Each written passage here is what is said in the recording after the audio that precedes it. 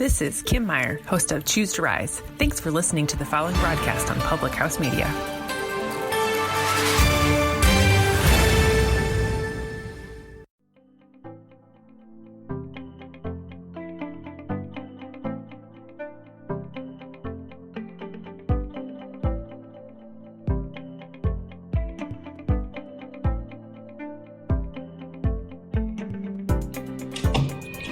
Hello, everybody. It's No Filter Friday on Public House Media. I don't have headphones today because I'm just out here in the wild, but not, the classy wild, because I have a super fluffy bathrobe and Perrier's popping. So, it is a bit wild, but it's not too wild. Certainly not too wild for No Filter Friday. That I can tell you for sure. Anyway, take a second to share the show. Hello, Roger. How's it going? I heard that it's very cold in LA right now. I heard that it's very, very cold. Where in the world? I am in India. And that's how I ended up out in the wild, because it's Diwali time. Today is like the actual day of Diwali. So, but the parties are hard, kids. They're very, very hard. So that's how I ended up out here in the wild. If you can believe it. I wish I had a sticky thing to hold my phone up, but I don't. Anyway, so it's me and my fluffy robe and my Perrier, and my ring matches my Perrier. Look at how I have this peridot ring, and it's basically Perrier glass. You'd never know. You don't need a gemstone for this. You could just bust up a Perrier bottle and set it, and it literally looks the same. Anyway, the wonderful Baxter of Public House Media reminded me, I think like 2 days ago, when are you back in LA? That's a good question. I'm not totally sure. I think January, because I'm shooting in December in Mumbai, so I think January is going to be the answer to that. And I have so many things to do. And hopefully the weather will be better by the time January rolls around. Anyway, Baxter of Public House Media had reminded me like 2 or 3 days ago that I've been doing this show for 3 years. 3 years ago.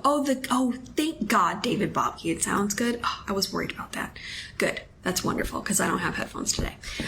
Because, again, I'm out here in the wild. They have great bathrobes here, not great headphones. That I've been doing this show for 3 years, as of this week. You and I have been sitting here doing this every Friday for 3 years. Can't stop, won't stop, okay? No signs of slowing down. So I found this article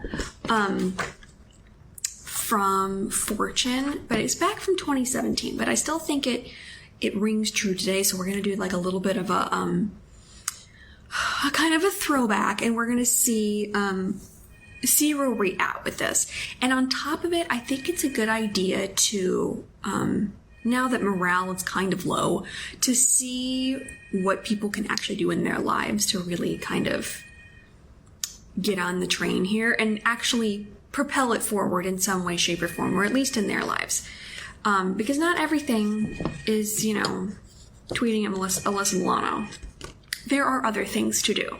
So, according to Tamara Burke, who is the founder of the #MeToo movement, she says that one actionable step is for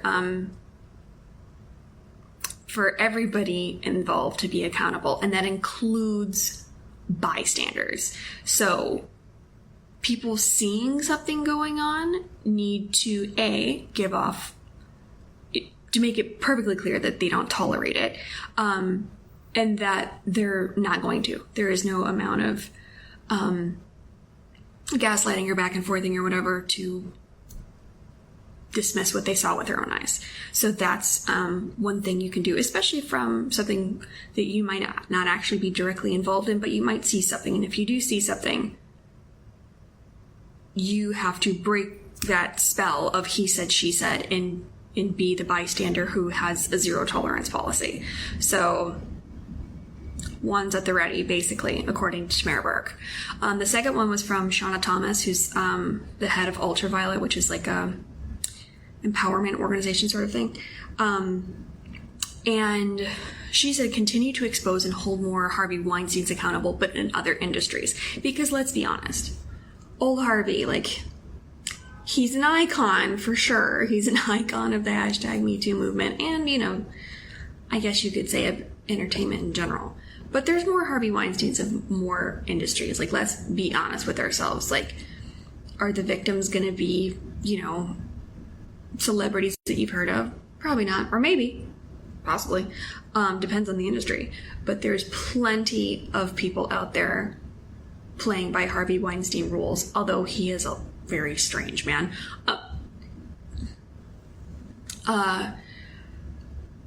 Let's not overlook other Harvey Weinsteins of other industries, because the story isn't as sexy, isn't as compelling, isn't something that Ronan Farrow and the New Yorker are going to take up. And that's super, super, super important, is that this isn't just a media thing. It's we have come to an agreement in our society as a whole, as an entire world, that we're not about this life anymore. Like, we're not here for it, we're not doing it, and we're not going to continue to do it. So picking out different industries and exposing those Harvey Weinsteins and Matt Lauers and Bill Cosby's and all of those Ron Jeremy's, although I think, again, Ron's a real weirdo too. Anyway, other industries, other Harveys, just keep going on down the line, leave no stone unturned, basically. They're like Pokemons, you gotta catch them all. From Elizabeth Billy, who is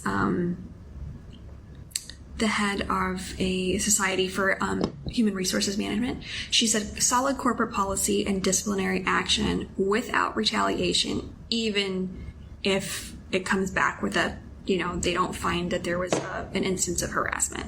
And that's true, especially when we're going to start talking about other industries and rooting out those issues. And, you know, again, that's a due process. You've got to bloodhound that and figure out what's what, who's who, and what the actual situation is. So having solid corporate policies in place that don't include a pathway for retaliation for people who do report,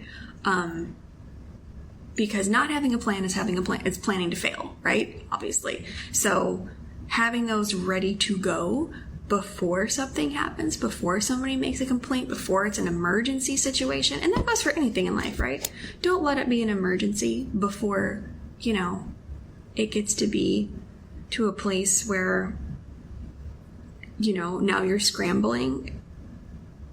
Be prepared. Expect the unexpected. Even if that's expect the unexpected in corporate policy. I haven't had very many like real outside of entertainment jobs before in my life, but it seems like that's something that companies should have. To piggyback off of that, Jenny Yang, she's the CEO of M-Train, which is like a corporate team training kind of a company.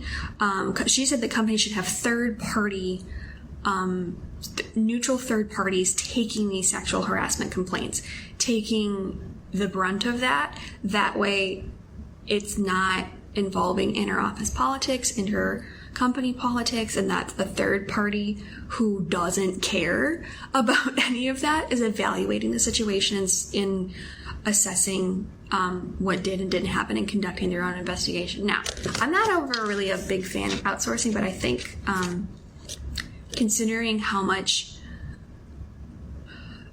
bias and, you know, deep personal level sexual harassment complaints deal with, I think that is a good opportunity to let a neutral third party handle it, and they will conduct their own situation.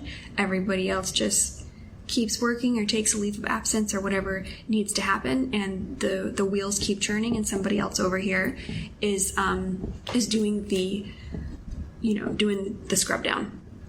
And then, this woman has a very interesting name. Lauren Leader Chive, or Chive, I can't really tell.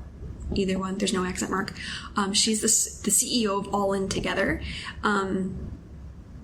hello, thanks for coming in. To piggyback, ask your company to install said aforementioned policies. So that's 100% true. If you're working at a company and they don't have a plan in place, a policy in place, a neutral third party waiting on deck should the occasion call for it, ask for that. Especially, and it's a great thing to do when you're I'm out, I'm just out here doing my best there, buddy.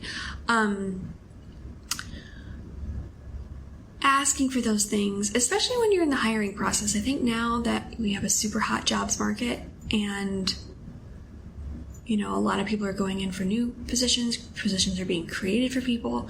That's a great time to be like, so what's your stance on this? What are your policies on this? Who are you using to, be your investigator in this situation?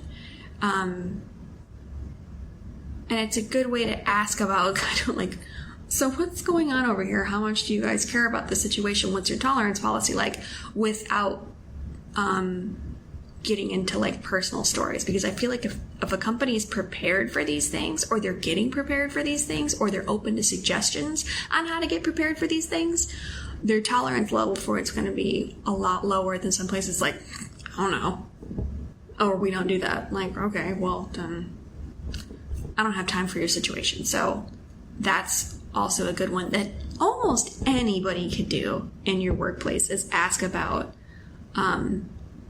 so what do we do? What are we doing about, company policy? And even if you work at some like small, like mom and pop place, even just having a conversation with them of like, okay, so like, what's the plan if I see something? What's the plan if I do, or if somebody does something, who do we talk to? How do we handle this? And if it's just that question, if it's at a real small place, then that's better than nothing, because not having a plan is having a plan to fail.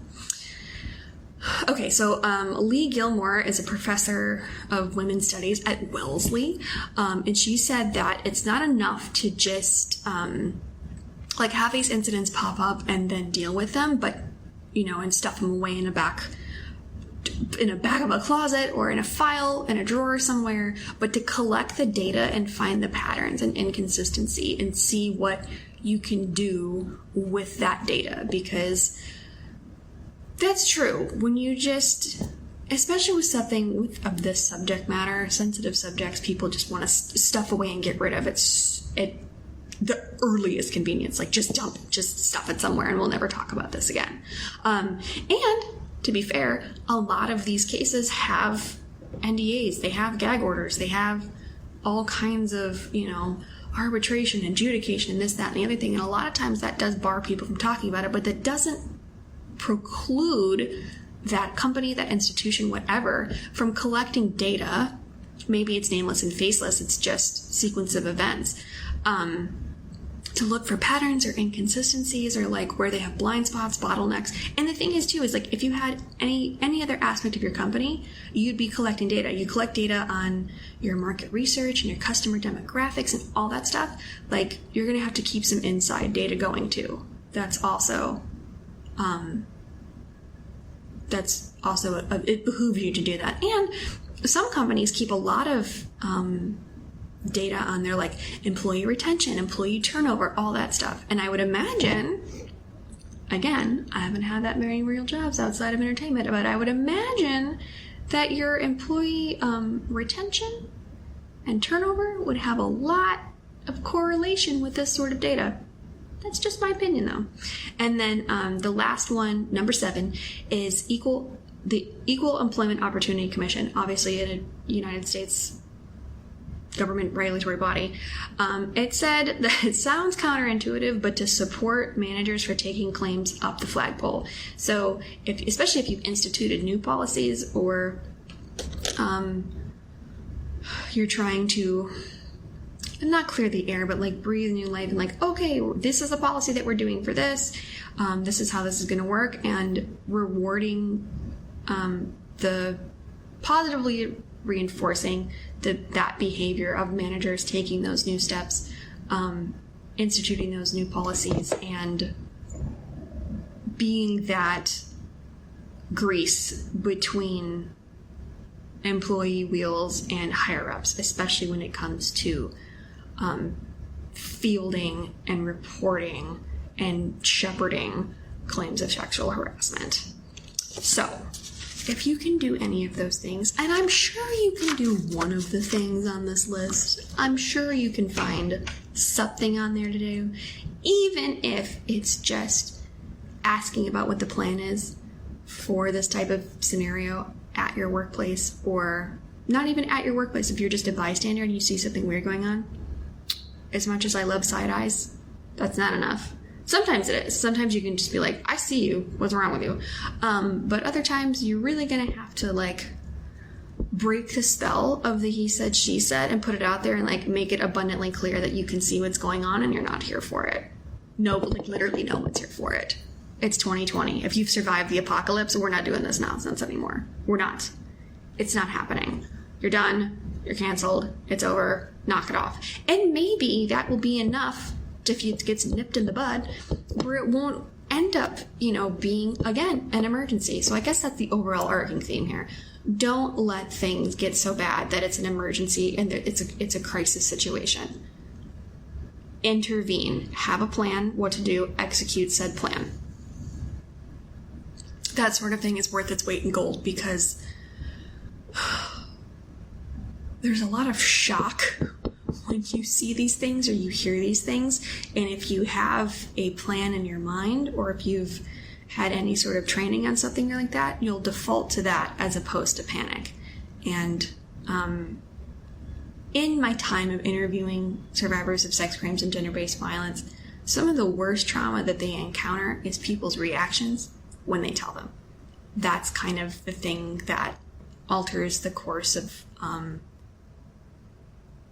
the lives surrounding them, is how those people react. And overwhelming majority of the time, up until now, it's been a not safe space reaction. So I will leave you with those things, those 7 things. Let me know in the comments which ones apply to you, what you have done, what you haven't done, what you're willing to try, all that stuff. Leave that in the comments.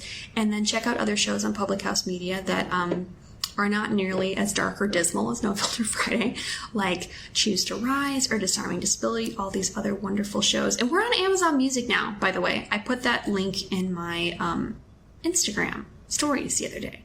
We're on Amazon Music, so 100% true. Roger commented you could totally avoid an awkward atmosphere in the future of a workplace if you already know how your job is supposed to handle this. 1,000% true.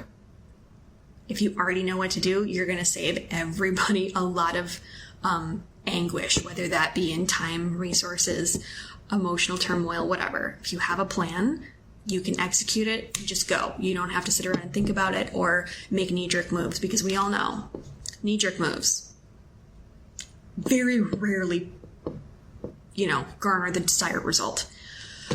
So I will see you all next week for another No Filter Friday. God only knows what's going to happen between now and then. I feel like as we approach the holidays, people get crazier and crazier. So we'll see what happens and what comes out. Also get yourselves ready for Giving Tuesday. Very, very important. So I will see you all next week. Share the show, because when I do the show like this, I can't share it until later. So bye.